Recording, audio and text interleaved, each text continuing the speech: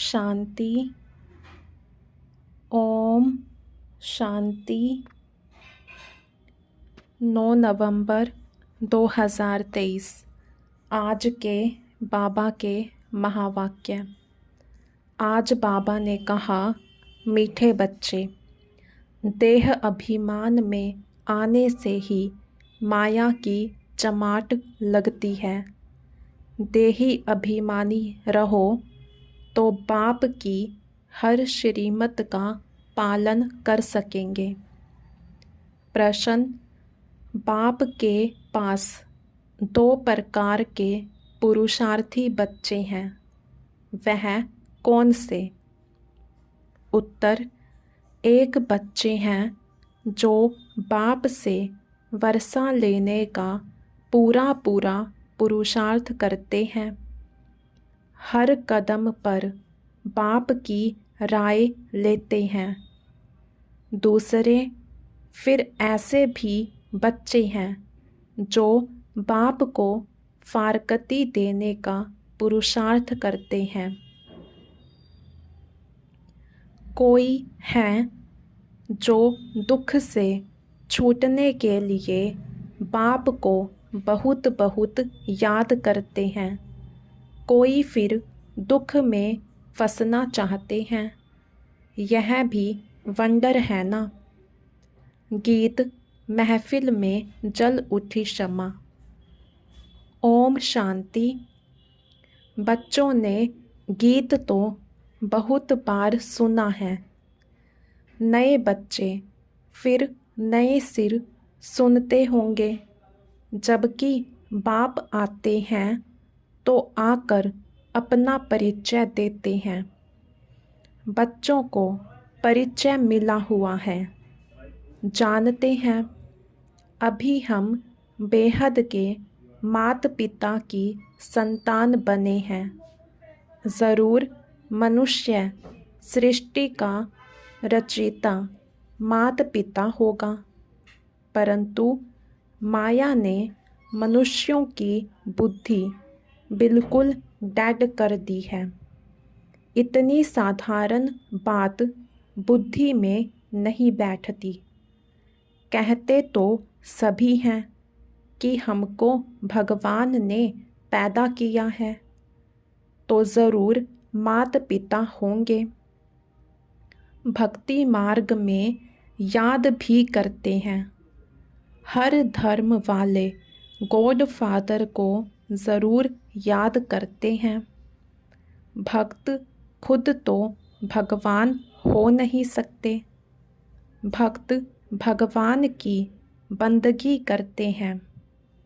God father तो ज़रूर सबका एक ही होगा, अर्थात सभी आत्माओं का फादर एक है। सभी जिस्मों का फादर एक हो नहीं सकता। वह तो अनेक फादर हैं। वह जिस्मानी फादर होते हुए भी हे ईश्वर कहकर याद करते हैं। बाप बैठ समझाते हैं। मनुष्य बेसमझ हैं जो बाप का परिचय ही भूल जाते हैं। तुम जानते हो, स्वर्ग का रचयिता ज़रूर एक ही बाप है। अभी कलयुग है, ज़रूर कलयुग का विनाश होगा। पराये लोभ अक्षर तो हर बात में आता है। बच्चे जानते हैं, सतयुग अभी परायलोप है। अच्छा, फिर प्रश्न उठता है, सतयुग में उन्हों को यह पता होगा कि यह सतयुग प्रायलोप हो जाएगा, फिर त्रेता होगा? नहीं, वहाँ तो इस नॉलेज की दरकार ही नहीं। यह बातें किसकी भी बुद्धि में नहीं है। सृष्टि का चक्र कैसे फिरता है? हमारा पारलौकिक बाप कौन है? यह तुम बच्चे ही जानते हो।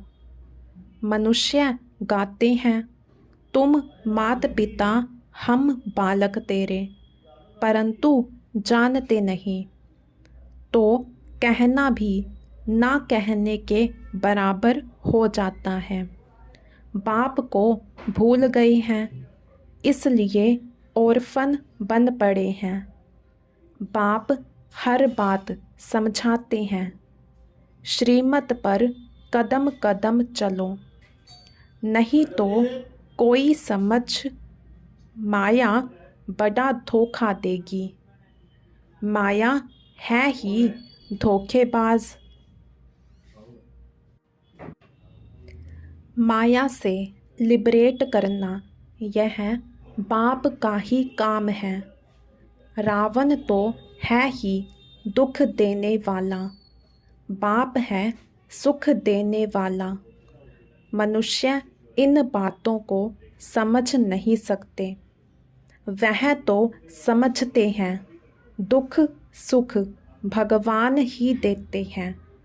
बाप समझाते हैं, मनुष्य दुखी बनने के लिए शादियों में कितना खर्चा करते हैं। जो पवित्र पौधे हैं उनको अपवित्र बनाने का पुरुषार्थ किया जाता है। यह भी तुम समझ सकते हो, दुनिया नहीं समझती। यह विषय सागर में डूबने लिए कितनी सेरेमनी करते हैं। उन्हों को यह पता नहीं है कि सतयुग में यह विष होता नहीं, वह है ही क्षीर सागर। इसको विषय सागर कहा जाता है। वह है संपूर्ण निर्विकारी दुनिया। भल त्रेता में 2 कला कम हो जाती है तो भी उनको निर्विकारी दुनिया कहा जाता है। वहाँ विकार हो नहीं सकते, क्योंकि रावण का राज्य द्वापर से ही शुरू होता है। आधा आधा है ना, ज्ञान सागर और अज्ञान सागर। अज्ञान का भी सागर है ना। मनुष्य कितने अज्ञानी हैं, बाप को भी नहीं जानते, सिर्फ कहते रहते हैं कि यह करने से भगवान मिलेगा। मिलता कुछ भी नहीं। माथा मारते मारते दुखी निधन के बन जाते हैं। तब ही फिर मैं धनी आता हूँ। धनी बिकर माया अजगर ने सबको खा लिया है। बाप समझाते हैं, माया बड़ी दुष्टर है, बहुतों को धोखा मिलता है। कोई को काम की चम्माट, कोई को मोह की चम्माट लग जाती है। देह अभिमान में आने से ही चमाट लगती है। मेहनत है ही देही अभिमानी बनने में। इसलिए बाप घड़ी घड़ी कहते हैं, सावधान मन मना भव। बाप को याद नहीं करेंगे तो माया थप्पड़ लगा देगी। इसलिए निरंतर याद करने का अभ्यास करो, नहीं तो माया उल्टा कर्तव्य करा देगी। रोंग राइट की बुद्धि तो मिली ही है। कहाँ भी मूंझो तो बाप से पूछो। तार में, चिट्ठी में अथवा फ़ोन पर पूछ सकते हो। फ़ोन सवेरे सवेरे झट मिल सकता है, क्योंकि उस समय सिवाय तुम्हारे बाकी सब सोए रहते हैं। तो फ़ोन पर तुम पूछ सकते हो। दिन प्रतिदिन फ़ोन आदि की आवाज़ भी सुधारते रहते हैं, परंतु गवर्नमेंट है गरीब तो खर्चा भी ऐसे ही करती है। इस समय तो सब जड़ जड़ीभूत अवस्था वाले तमोप्रधान हैं। फिर भी खास भारतवासियों को रजो तमोगुनी क्यों कहा जाता है? क्योंकि यही सबसे ज़्यादा सतोप्रधान थे। दूसरे धर्म वालों ने ना तो इतना सुख देखा है ना दुख देखना है। वह अभी सुखी हैं तब तो इतना अनाज आदि भेजते रहते हैं। उन्हों की बुद्धि रजोप्रधान है। विनाश के लिए कितनी इन्वेंशन करते हैं, परंतु उन्हों को यह पता नहीं पड़ता है, इसलिए उन्हों को बहुत चित्र आदि भेजने पड़े तो उन्हों को भी पता पड़ेगा। आखिरीन समझेंगे यह चीज़ तो बड़ी अच्छी है। इन पर लिखा हुआ है गॉड फादरली गिफ्ट। जब आफत का समय होगा तो आवाज़ निकलेगा, फिर समझेंगे बरोबर यह हमको मिला था। इन चित्रों से बहुत काम निकलेगा। बाप को विचारे जानते ही नहीं। सुखदाता तो वह एक ही बाप है। सब उनको याद करते हैं। चित्रों से अच्छी रीति समझ सकते हैं। अभी देखो 3 पैर पृथ्वी के नहीं मिलते हैं और फिर तुम सारे विश्व के मालिक बन जाते हो। यह चित्र विलायत में भी बहुत सर्विस करेंगे। बच्चों को इन चित्रों का इतना कदर नहीं है। खर्चा तो होना ही है। राजधानी स्थापन करने में उस गवर्नमेंट का करोड़ों रुपया खर्च हुआ होगा और लाखों मरे। यहाँ तो मरने की बात ही नहीं। श्रीमत पर पूरा पुरुषार्थ करना है, तब ही श्रेष्ठ पद पा सकेंगे। नहीं तो पीछे सज़ा खाने समय बहुत पछताएंगे। यह बाप भी है तो धर्मराज भी है। पतित दुनिया में आकर बच्चों को 21 जन्मों के लिए स्वराज्य देता हूँ।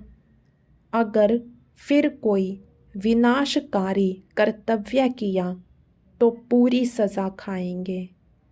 ऐसे नहीं, जो होगा वह देखा जाएगा। दूसरे जन्म का कौन बैठ विचार करे? मनुष्य दान पुण्य भी दूसरे जन्म के लिए करते हैं। तुम अभी जो करते हो वह 21 जन्मों के लिए। वह जो कुछ करते हैं अल्पकाल के लिए, एवसा फिर भी नरक में ही मिलेगा। तुमको तो स्वर्ग में एवसा मिलना है। रात दिन का फर्क है। तुम स्वर्ग में 21 जन्मों के लिए प्रारब्ध पाते हो। हर बात में श्रीमत पर चलने से बेड़ा पार है।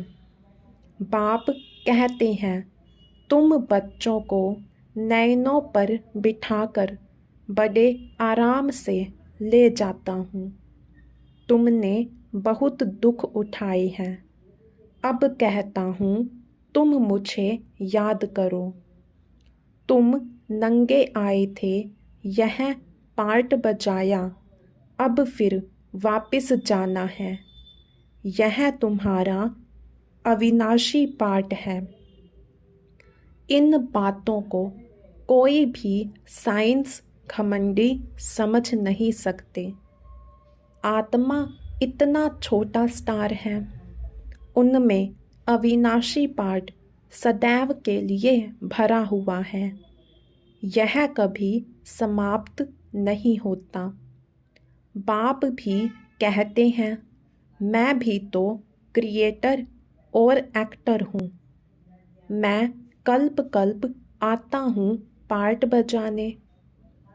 कहते हैं परमात्मा मन बुद्धि सहित चैतन्य नॉलेजफुल है, लेकिन क्या चीज़ है यह कोई नहीं जानते। जैसे तुम आत्मा स्टार मिसल हो, मैं भी स्टार हूँ। भक्ति मार्ग में भी मुझे याद करते हैं, क्योंकि दुखी हैं। मैं आकर तुम बच्चों को अपने साथ ले जाता हूँ। मैं भी पंडा हूँ। मैं परमात्मा तुम आत्माओं को ले जाता हूँ। आत्मा मच्छर से भी छोटी है। यह समझ भी तुम बच्चों को अभी मिलती है। कितना अच्छी रीति समझाते हैं। बाप कहते हैं तुमको विश्व का मालिक बनाता हूँ। बाकी दिव्य दृष्टि की चाबी मैं अपने पास ही रखता हूँ। यह किसी को नहीं देता हूँ। यह भक्ति मार्ग में मेरे ही काम में आती है। बाप कहते हैं मैं तुमको पावन पूज्य बनाता हूँ। माया पतित पुजारी बनाती है। समझाते तो बहुत हैं, परंतु कोई बुद्धिवान समझे। यह टेप मशीन बहुत अच्छी चीज़ है। बच्चों को मुरली तो ज़रूर सुननी है। बहुत सिक्की लधे बच्चे हैं। बाबा को बांधेली गोपिकाओं पर बहुत तरस पड़ता है। बाबा की मुरली सुनकर बहुत खुश होंगे। बच्चों की खुशी के लिए क्या नहीं करना चाहिए। बाबा को तो रात दिन गांव की गोपिकाओं का ख्याल रहता है।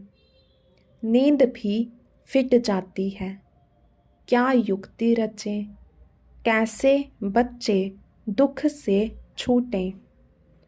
कोई तो फिर दुख में फंसने लिए भी तैयारी करते हैं।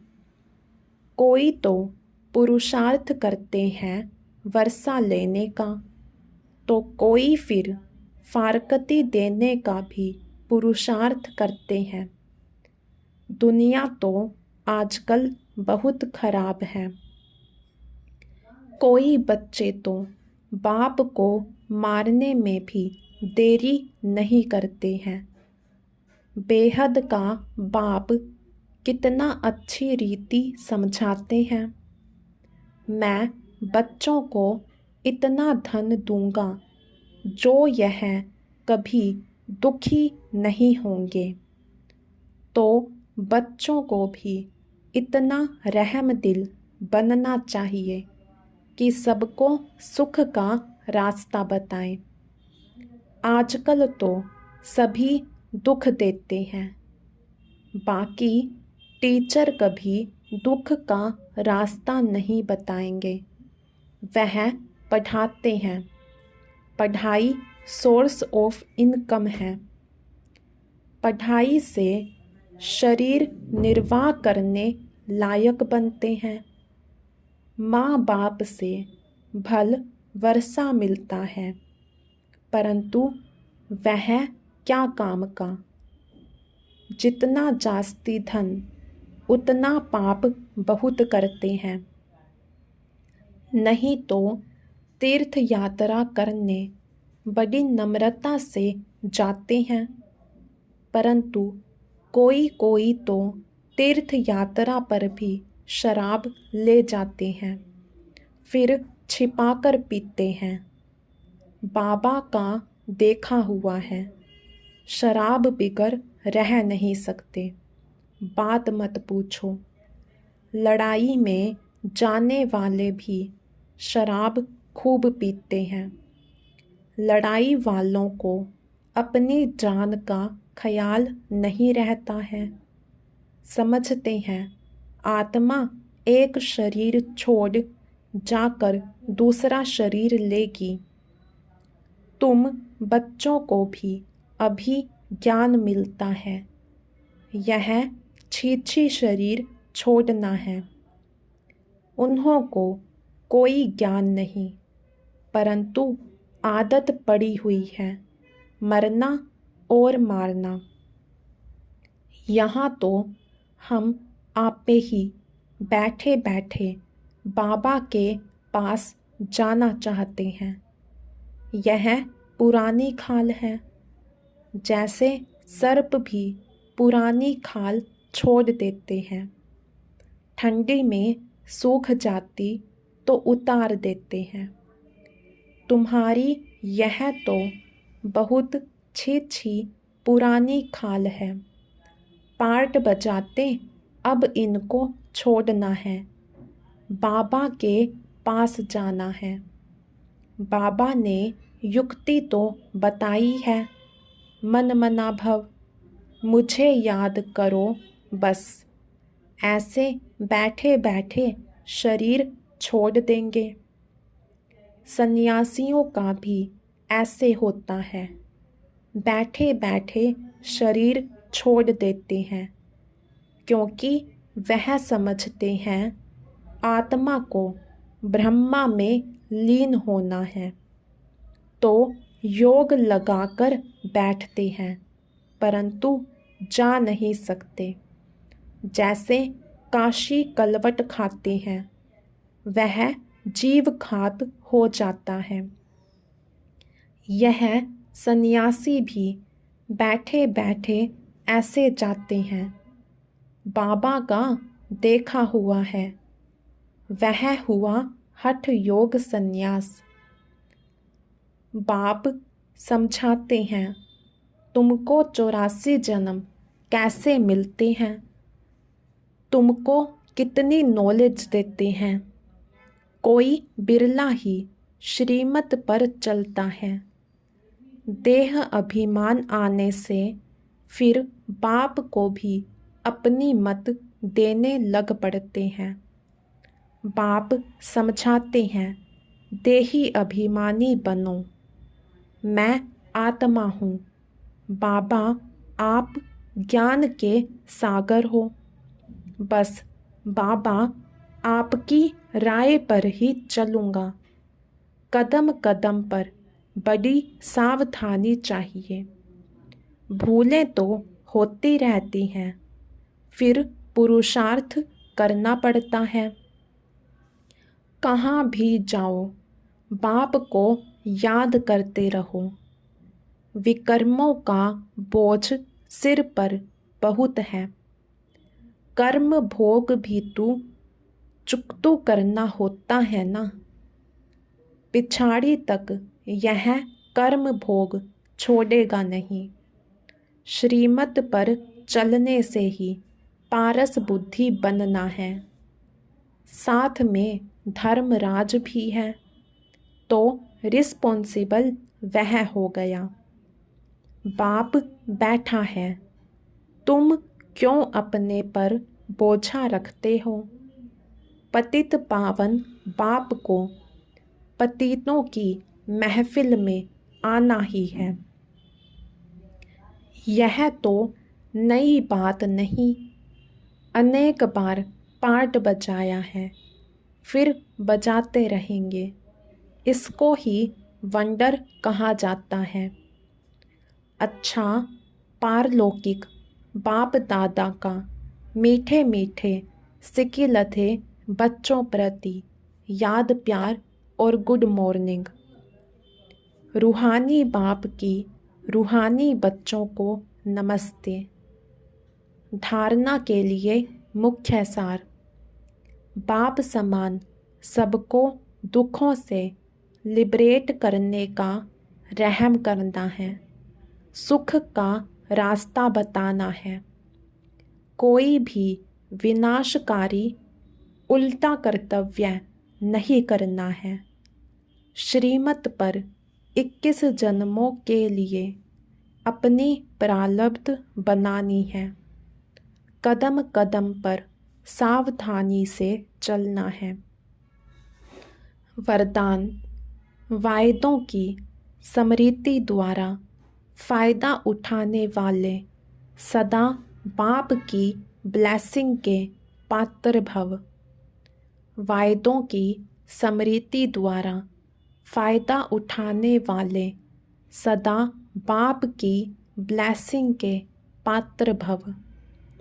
जो भी वायदे मन से, बोल से अथवा लिख कर करते हो, उन्हें स्मृति में रखो तो वायदे का पूरा फ़ायदा उठा सकते हो। चेक करो कि कितने बार वायदा किया है और कितना निभाया है। वायदा और फ़ायदा इन दोनों का बैलेंस रहे तो वरदाता बाप द्वारा ब्लेसिंग मिलती रहेगी। जैसे संकल्प श्रेष्ठ करते हो, ऐसे कर्म भी श्रेष्ठ हों तो सफलता मूर्त बन जाएंगे। स्लोगन: स्वयं को ऐसा दिव्य आईना बनाओ जिसमें बाप ही दिखाई दे, तब कहेंगे सच्ची सेवा। स्वयं को ऐसा दिव्य आईना बनाओ जिसमें बाप ही दिखाई दे, तब कहेंगे सच्ची सेवा। अच्छा, ओम शांति।